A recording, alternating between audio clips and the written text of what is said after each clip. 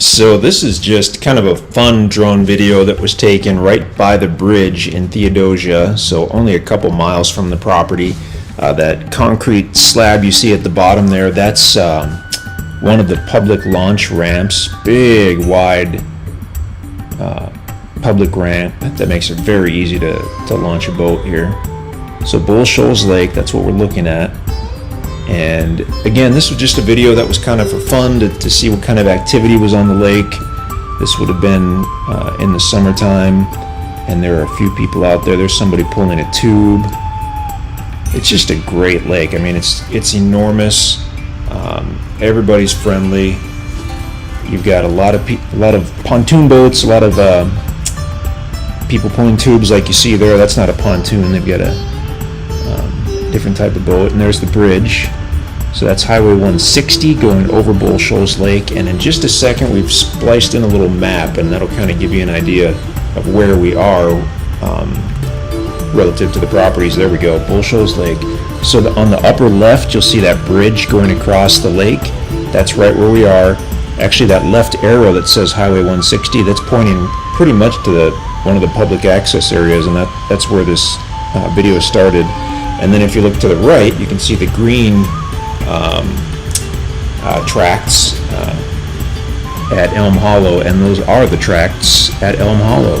So you can see this is just a tiny part of Bull Shoals Lake, which is enormous, but you can see we're very close to Theodosia by road and by water. So looking southerly, you can look off in the distance, go around a few corners, and you'd be at the property by water. So if you had a big boat that you wanted to launch, this would be a great place to do it. There's a big marina just on the south side of the bridge. I don't know if we'll see that or not in the video. We're just checking out some of the shoreline. So all the shoreline around Bull Shoals Lake, including what we're looking at now, is owned and controlled by the Army Corps of Engineers, and that's specifically so that they can raise and lower the water level in the lake. It's all controlled by a dam down in Arkansas. It was created in the 1950s for power generation and flood control, and for flood control they need to be able to change the water level.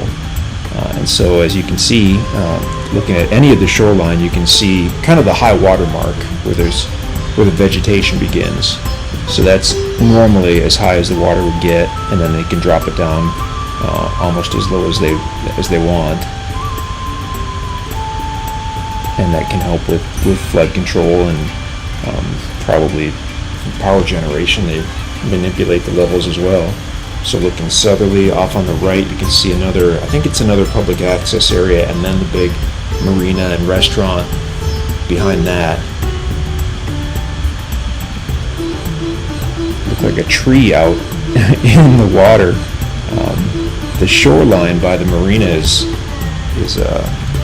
fairly shallow, so probably the water levels right now, when this video was taken, were higher than they normally would be, so it made that tree look like it was way out in the lake. Gorgeous area. With such a big lake with so many miles of shoreline, it just never feels crowded. You've got literally hundreds of coves that you can go and fish and hang out in, or goof off with jet skis, or pontoon boat, or whatever. Places rent boats. Makes it really easy to enjoy the lake.